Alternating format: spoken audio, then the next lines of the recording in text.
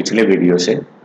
अभी third problems हमने शुरुआत में ली थी नंबर सिस्टम से, एज से, फ्रैक्शन से, 2 डिजिट नंबर से, या जो फिक्स्ड एक क्वांटिटी होती थी और कुछ वेरिएबल क्वांटिटी होती थी। कुछ इस तरह के क्वेश्चंस आपने प्रीवियस वीडियो में किए थे।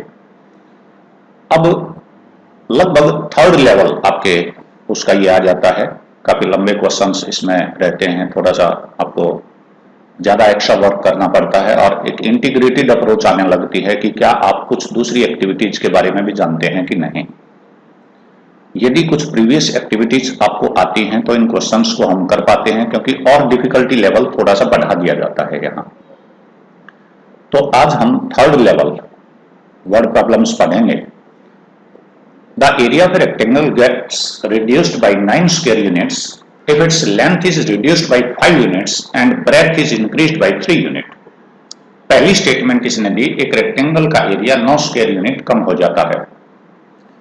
क्या शर्त है कि उसकी लेंथ हम 5 यूनिट कम कर दें और ब्रेड्थ 3 यूनिट बढ़ा दें। तो इस क्वेश्चन को करने से पहले हम एक रेक्टेंगल मानते हैं। इस रेक्टेंगल में हम मान लेते हैं हमारी लेंथ है x यूनिट और ब्रेड्थ है y यूनिट। तो सीधी सी बात है, 5th 6th में आपने पढ़ा था area of rectangle is length multiplied by breadth. So यदि हमारे पास लेंथ x यूनिट है और ब्रेड्थ y यूनिट है तो इसका एरिया हमारे पास x into y square units हो जाएगा। आप ये तो जानते होंगे कि एरिया हम कैसे कैलकुलेट करते हैं। ऐसे ऐसे से स्क्वायर यूनिट इसमें स्क्वायर्स होंगे और इस तरह के मान लो x इंटू वाई यूनिट्स हमारे पास हो जाएंगे। कैलकुलेशन है एक तरह। पहली शर्त के अनुसार हम अपने चेंजेस करते हैं। अब ये कंफर्म हो चुका कि आपकी लेंथ और ब्रेड्थ x और y है, जो इनिशियल आपके पास रेक्टेंगल था, और उसका area x into y square units था। अब हम आपकी स्टेटमेंट के अनुसार इसमें कन्वर्शन करके चलेंगे। पहली बार ये लिखता है कि एरिया 9 स्क्वायर यूनिट कम हो जाएगा यदि आप लेंथ को 5 यूनिट कम कर दें और ब्रेड्थ को 3 यूनिट बढ़ा दें। यानी अगली जो रेक्टेंगल है इसमें आपकी लेंथ 5 यूनिट घट जाए, माइनस हो जाए, और ब्रेड्थ आपकी 3 यूनिट बढ़ जाए। मैंने साफ साफ ये स्टेटमेंट आपकी दिखाई है अकॉर्डिंग टू स्टेटमेंट 1। ठीक है, कंडीशन 1, 2 कंडीशन है यहां। तो यहां हम लिखेंगे according to question condition 1, first statement आपकी बन जाएगी।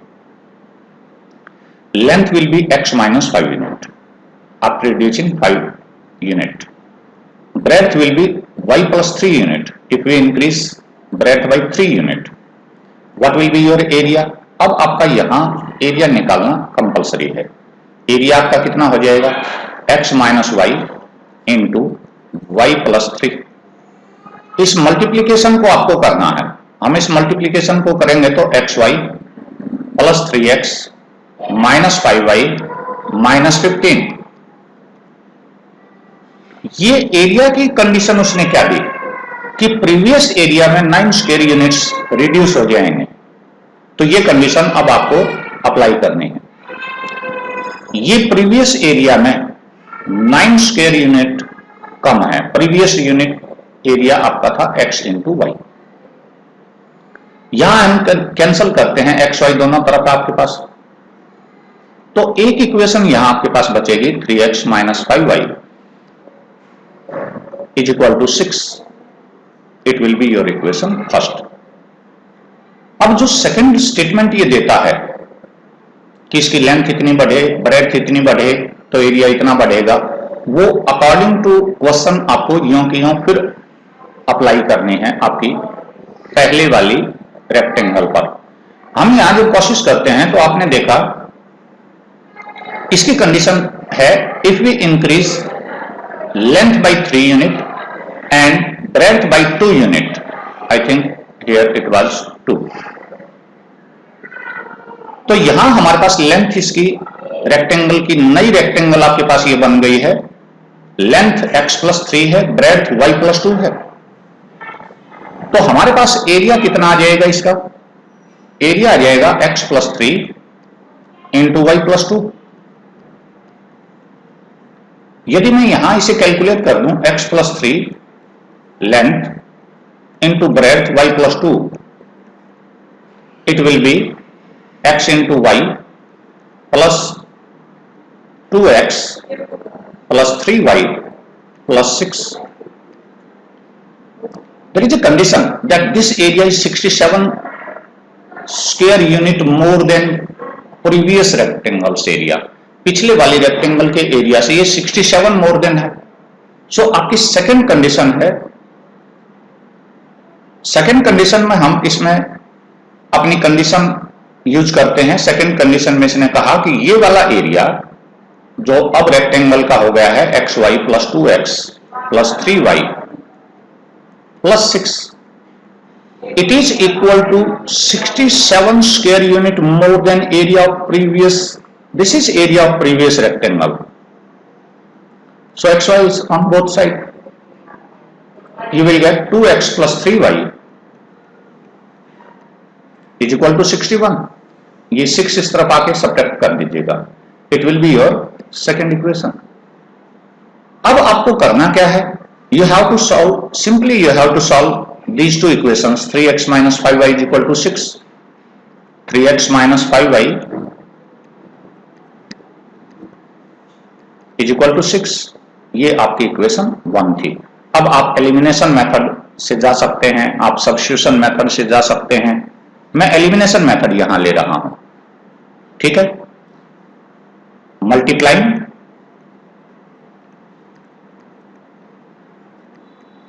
इक्वेशन ऊपर 2 है मेरे पास, 2/3 एंड इक्वेशन 1/, आप 1 पहले लिख सकते हैं, सेकंड बाद में लिख सकते हैं, ऐसा कोई दिक्कत नहीं। 1/2 इक्वेशन लिखते हुए आप ब्रैकेट यूज करिएगा, ये सर्कल यूज मत करिए। यहां 3 से मल्टीप्लाई कर दो, 6x प्लस 9y, ये स्केल्स हो जाने चाहिए अब आपके पास 183।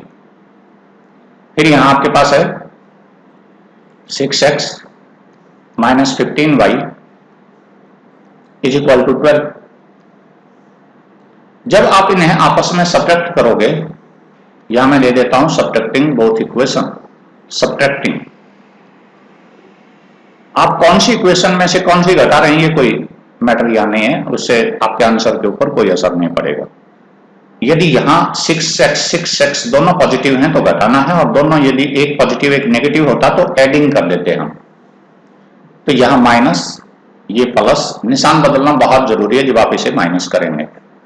तो 24y इज इक्वल टू, यहां कितना हो जाएगा, I think I am wrong somewhere, it's minus 15, 5 to 10 होना चाहिए। यहाँ कुछ और गलती हमने की है। It's 6x 9y 183, यहाँ हमने 2 से मल्टीप्लाई किया, 6x 10। अब यहाँ ठीक है, अब हम सही हैं, ये करेक्ट आंसर आपका आ रहा है। यहां हम करें it's 10y plus minus, so it will be 19y is equal to 171, और y will be equal to 171 divided by 19, 19 की टेबल में 9 जा पर ये आता है। so substituting value of y in, substituting y is equal to 9 in any one of the equation, I am taking it 1, 3x minus 5 into 9, 5y था तो 9 यहां रिप्लेस कर दीजिए, it is equal to 6। So you will get 3x minus 45 is equal to 6। So 3x is equal to 51 and x is equal to 70। So initially you have rectangle, वास्तव में आपके पास जो initial rectangle थी उसके dimensions कुछ ऐसे थे। 17 centimetre इसकी लेंथ थी और 9 सेंटीमीटर इसकी ब्रेड्थ थी, यानी x की वैल्यू जो आपके पास है वो 17। सो हम लिखेंगे लेंथ ऑफ रेक्टेंगल 17 यूनिट और ब्रेड्थ ऑफ रेक्टेंगल आपकी हो जाएगी 9 unit. It will be your answer. I am taking next question. Before we take it, we have to discuss about upstream downstream speed. What is downstream speed? मैंने यहाँ कुछ advance में काम किया हुआ है, उसको आप थोड़ा सा समझने की कोशिश करिएगा. Ritu can go downstream 20 km in 2 hours and upstream 4 km in 2 hours. Find her speed of rowing in still water and the speed of current. यहां पे जो आपको नीला बॉक्स दिखाई दे रहा है, ये blue colour, light blue colour का मैं मान रहा हूं, ये हमारे पास कोई रिवर है. A river is flowing. Water is flowing in this direction. I am indicating the direction in which water flows. Direction of flow of water is in this direction. Direction of motion of boat, a boat moves in this direction. The direction of both water and boat are in the same direction. That's why this speed is called downstream speed. This is downstream speed. इसे हम कहते हैं आपकी boat downstream चल रही है. यहां मैंने कुछ इसी के अंदर स्पेस को यूज करने के लिए मैंने लिखा, हम मान रहे हैं speed of boat x kilometre per hour है. We are assuming that speed of boat is x kilometre per hour. Speed of water alone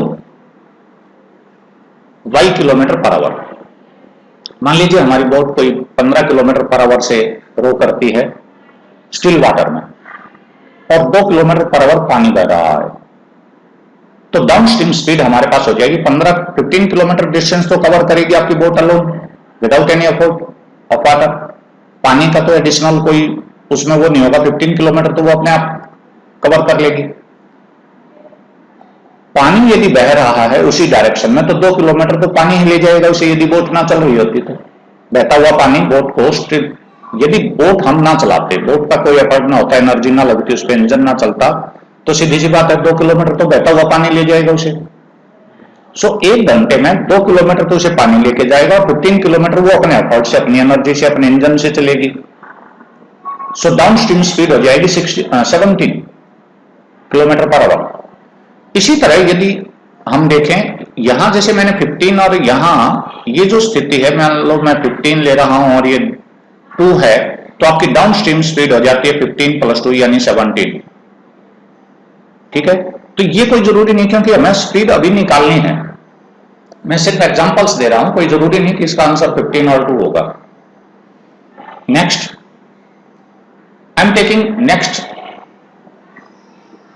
case when direction of flow of water is opposite to the direction of motion of boat. यानी पानी इस तरफ बह रहा है और boat इस तरफ चल रही है, तो इसे हम बोलते हैं स्पीड अपस्ट्रीम. अप मीन्स पानी के ऊपर, पानी से अपोजिट चलना. तो यहां हमारे पास जब speed of boat x kilometre per hour है और speed of water y kilometre per hour as given in first condition, तो ये आपको 2 बार लिखने की जरूरत नहीं है, यहां सीधा लिख दीजिए. ये 2 लाइन आप ऊपर लिख रहे हैं तो ये अपस्ट्रीम और डाउनस्ट्रीम स्पीड सीधी कैलकुलेट कर दीजिए. अपस्ट्रीम स्पीड हो जाएगी x - y kilometre per our. यदि आपको ये 2 बातें समझ में आ गई हैं तो यहां 2 बातें आपने याद रखनी है. हम शॉर्टकट बोल रहे हैं. अपस्ट्रीम डाउनस्ट्रीम स्पीड हो जाएगी x + y, अपस्ट्रीम हो जाएगी x - y. You have to use speed of boat initially और in the beginning. y - x नहीं लिखेंगे आप. अब हमारे पास समस्या क्या है? हमारे पास समस्या है 20 किलोमीटर डाउनस्ट्रीम, 20 किलोमीटर डाउनस्ट्रीम. अब हम करते हैं अपना according to question. According to question 20 kilometre downstream, this is distance. This distance is divided by speed.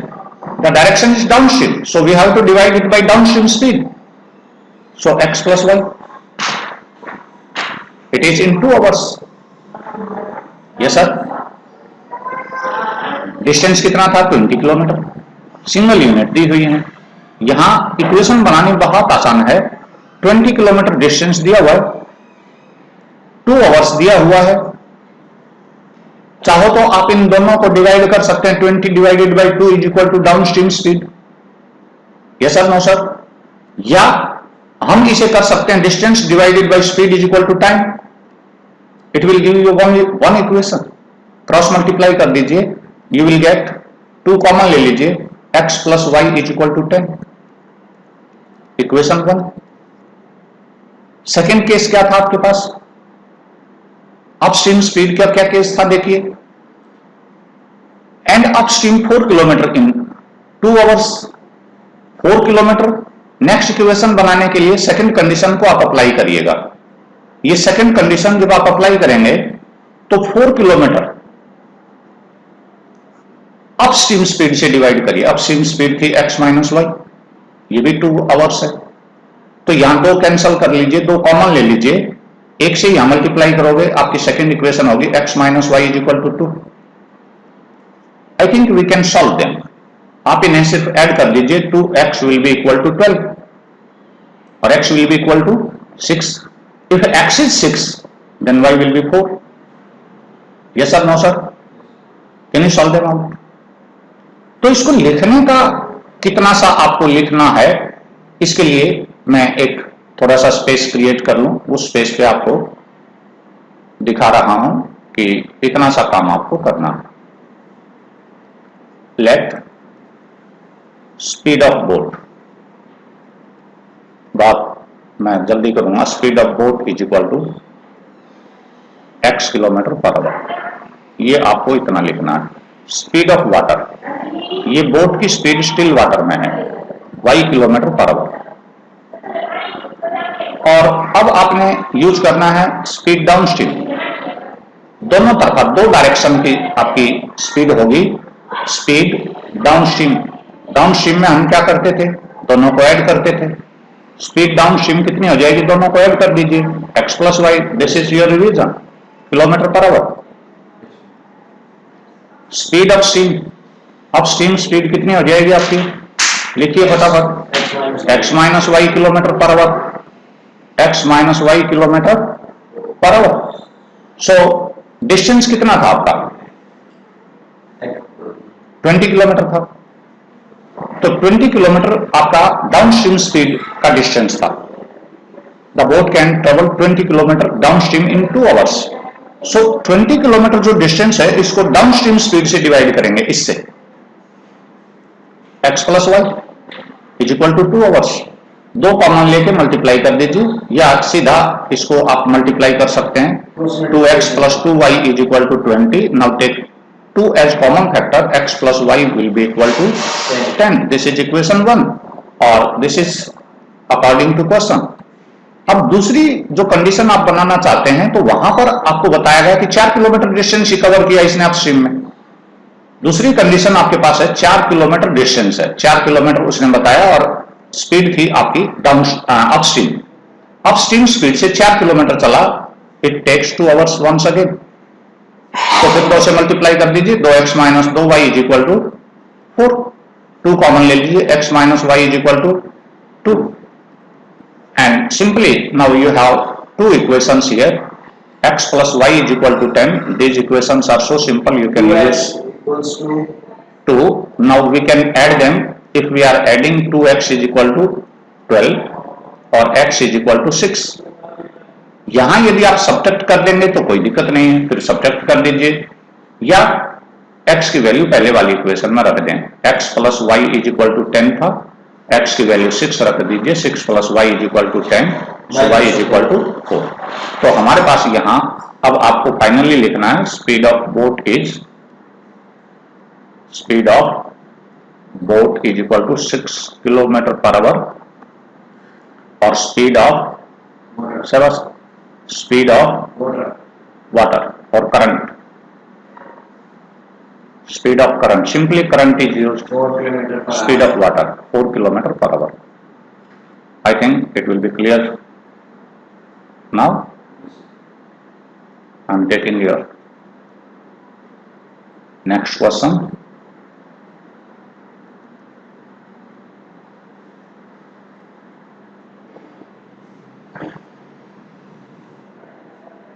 क्या यहीं पे हम प्लेसेस ए एंड बी, ये तो प्रीवियस वीडियो का है। Finish the work in yes. अब आपको ये यदि समझ आया हो तो मैं एक एक्स्ट्रा डिफिकल्ट क्वेश्चन आपके लिए और ले लूं। ये बच्चों को बहुत ही कम समझ आता है। पहले ये मत सोचना कि सर डरा रहे हैं, लेकिन इस क्वेश्चन को करने के लिए पहले आपको 8वीं का कुछ ऐसा काम करना होगा जिसमें आपको कुछ क्वेश्चंस दिए जाते हैं।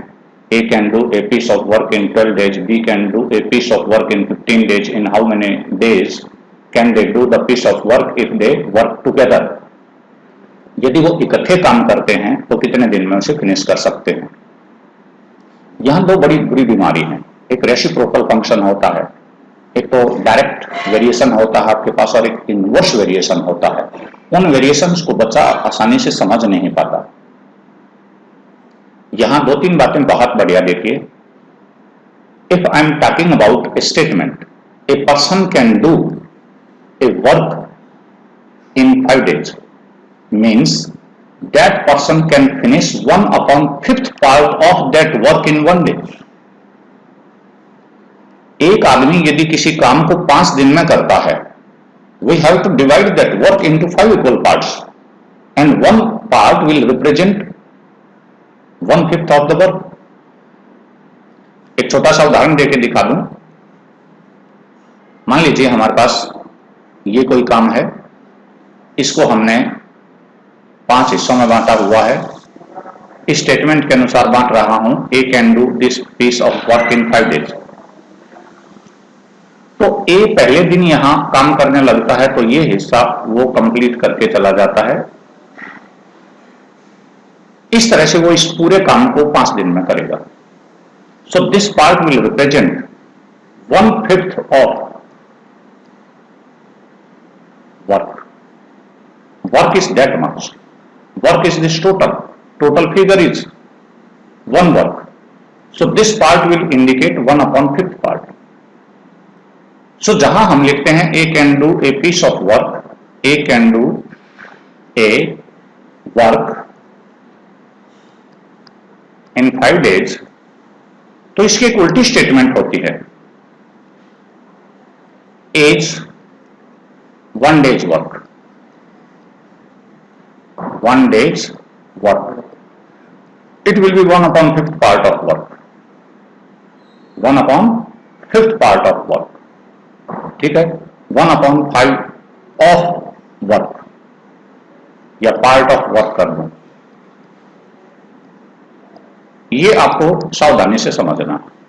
यदि ये बातें आपको 8वीं की समझ नहीं आती तो मैं थोड़ा सा कोशिश करूंगा कि आपको एडवाइस करूं कि भाई 8वीं के कुछ सवाल आप अपनी बुक में से देख के, प्रीवियस कोई हो, भाई बहन के पास हो, किसी और दूसरे बच्चे के पास हो, तो एक आप थोड़ा सा करके देखें। अब यहां 2 women 5 men, तो हम शुरुआत में मानते हैं late 1 woman can do the work in X days and 1 man can do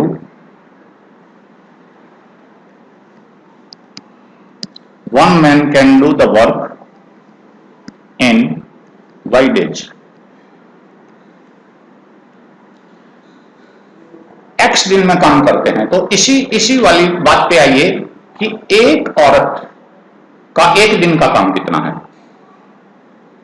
ठीक है, तो 1 woman's 1 day's work, मैं थोड़ा सा एक्सपेंड कर रहा हूं, इतना लंबा करने की जरूरत नहीं होती इसे। तो एक महिला का एक दिन का काम हो जाएगा 1/x। यदि वो x दिन में करती है तो एक दिन में 1/x का काम करेगी। Yes sir. तो इसको बहुत सीरियसली समझ के देखना। मैं यहां पहले थोड़ा सा और समझा दूं। एक औरत एक दिन में 1/x काम करती है, तो दो औरतें हो गई तो उसका 2 गुना काम करेंगे। ये रेसिप्रोकल फंक्शन हो जाएगा एक दिन के लिए और ये मल्टीप्लाई हो जाएगा।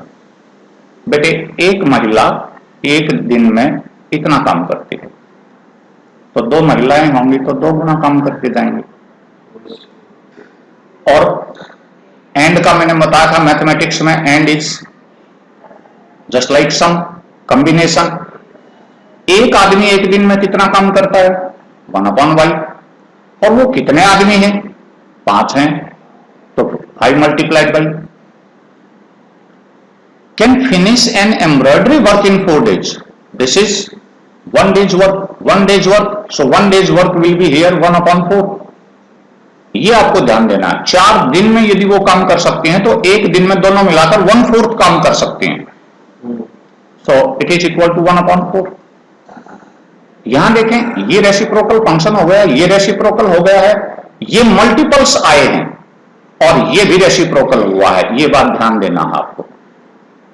तो हमारी इक्वेशन यहां क्या बनेंगी, क्या बता सकते हैं? It will be 2/x plus 5/y is equal to 1/4। क्या 4 से मल्टीप्लाई करके इसको सिंपलेस्ट फॉर्म में ला सकते हैं? ये आपके पास हो जाएगा 8/x 20/y is equal to 1/1। So 1/x को a मान लीजिए, कोई दिक्कत नहीं, 1 मान लीजिए, कोई दिक्कत नहीं। आप इसे 1/x को 1/y को a और b लिख दें तो आपके पास ये इक्वेशन हो जाएगी पहले वाली, let 1/x is equal to a and 1/y is equal to b। तो ये वाली इक्वेशन आपके पास हो जाएगी 8a plus 20b is equal to 1, equation number 1। In the same way we have to form another equation. कैसे form करोगे? बिल्कुल same manner में। अगली बार दिया है 3 woman 6 men and 3 days। 3 woman 6 men, 3 woman, so 3 multiplied by 1/x। 6 men, 6 multiplied by 1/y। 3 days 1/3। तो यहां आपके पास रहेगा 3/x plus 6/y is equal to 1/3। 3 से मल्टीप्लाई कर दो पहले, ये हो जाएगा 9/x plus 18/y is equal to 1। 1/x आपने a मानना था, 1/y आपने b मानना था।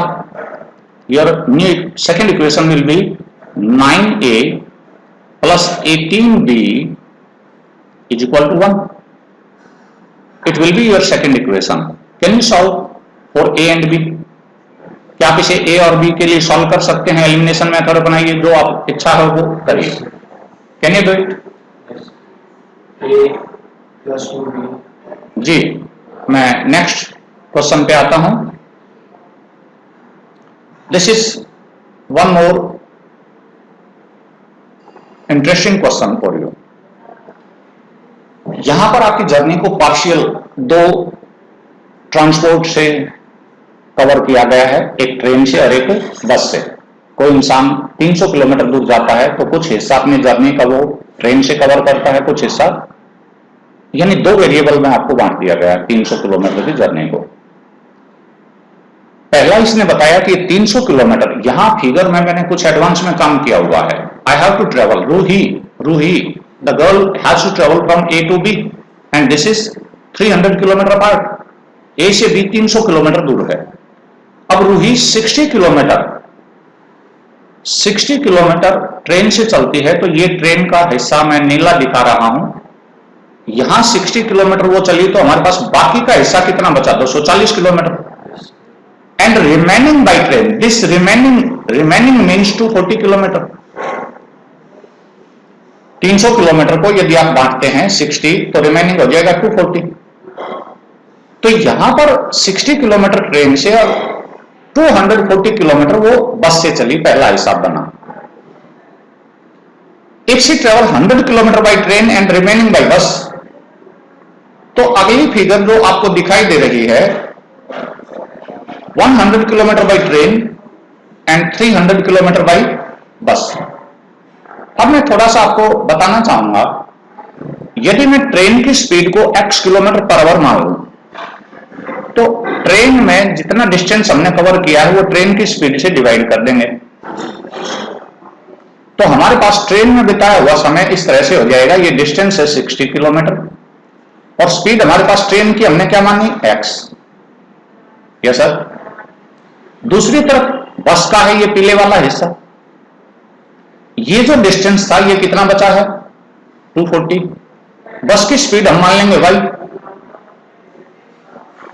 तो ये टाइम आपका चला हुआ है, ये टाइम आपने यूज किया ट्रेन में, ये टाइम आपने यूज किया बस में, तो 60/x प्लस 240/y और ये टाइम स्पेंट एज, टाइम आपने कितना यूज किया, this is C takes 4 hours. 4 hours के इक्वल इसको रखना है, यहां आप समझ पा रहे हैं। तो 1/x और 1/y को फिर a और b ले लीजिए। जब दूसरी स्थिति आपके पास आएगी तो सेकंड जो आपके पास है डिस्टेंस यहां कितना है 100, तो सिंपली जहां 60/x है तो ये 100/x तो ट्रेन में टाइम लगेगा उसका, 200/y टाइम लगेगा उसे बस में, और इन दोनों टाइम का जोड़ है 4 hours 10 minutes. 4 hours 10 minutes. Can you do it? Yes sir.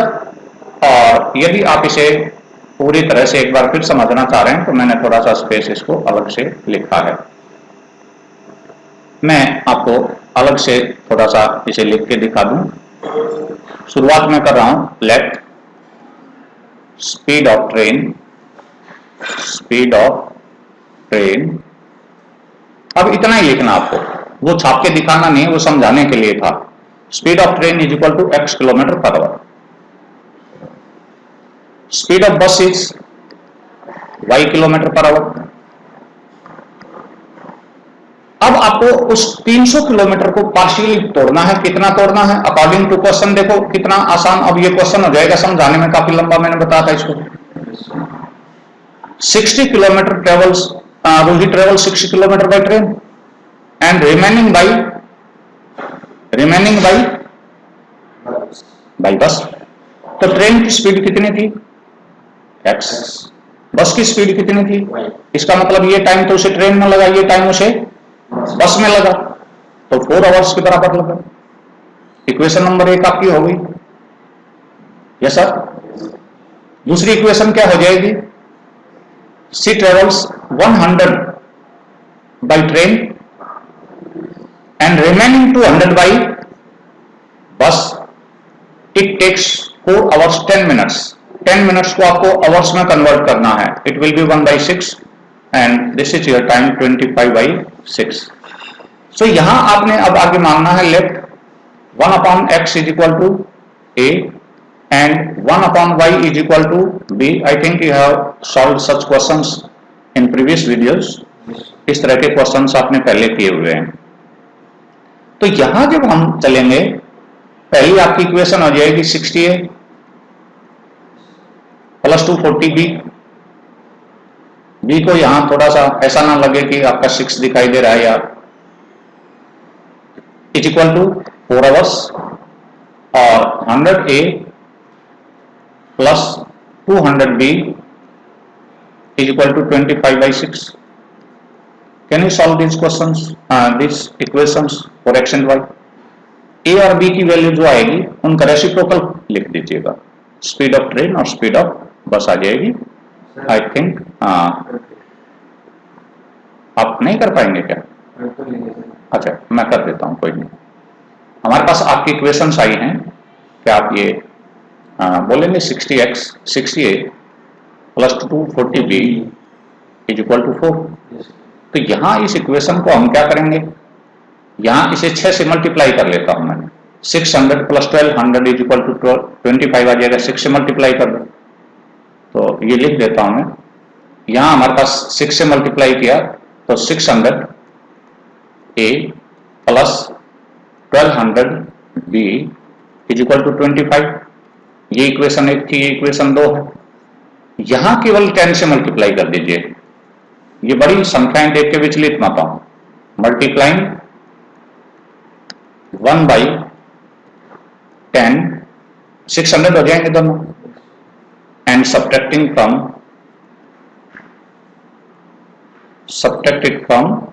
Second. So second equation को ऊपर लिख लीजिए 600 ए प्लस 1200 बी, क्योंकि मैं सेकंड में से इसे सब्ट्रैक्ट करूंगा। बी को मैंने पहले बताया था कि आप स्मॉल बी लिखें कर्सिव, इज इक्वल टू 25। और यहां 10 से मल्टीप्लाई करोगे तो कितना हो जाएगा 600 ए प्लस 2400 बी। यहां 10 से मल्टीप्लाई करूंगा तो 40 माइनस माइनस माइनस 2400 में से 1200 गए, minus 1200 b minus 15। So b is equal to minus 15 divided by बस माइनस 1200, तो माइनस से माइनस कर जाएगा 80। This is speed of bus. B की वैल्यू रख दीजिए 1/80। 1/80 कहां रखोगे आपकी इच्छा है, यहां रख दूं। सो कोई दिक्कत नहीं, कहीं भी रखिए कोई दिक्कत नहीं। 600 a plus 1200 b, 1200 multiplied by 1/80 b की वैल्यू है 25। 0 से 0 कट गया, 15 से कट गया ये, और 15 को आके इस तरफ सब्ट्रैक्ट कर दीजिए, कितना सा आपके पास आंसर आ जाएगा 600 ए विल बी 10। ये तो ए इज इक्वल टू 10/600 यानी 1/60। सो सही मायने में आपने लास्ट में शुरुआत में माना था 1/x इज इक्वल टू ए माना था, और 1/y is equal to be माना था। तो 1/x की वैल्यू आई 1/80 60, और 1/y की वैल्यू आई 1/80। सो इनका रेसिप्रोकल करोगे तो x will be equal to 60 और y will be equal to 80 kilometre per hour. So यहां आपने लास्ट में फाइनल टच दे रहा हूं, स्पीड ऑफ ट्रेन थी ये लिखना है, speed of train is equal to 60 kilometre per hour and speed of bus is 80 kilometre per hour. This is your final statement. You have to do it fast, थोड़ा सा अभी slow करिएगा और फिर फास्ट करिएगा। I think length has already been extended, so I have to stop now.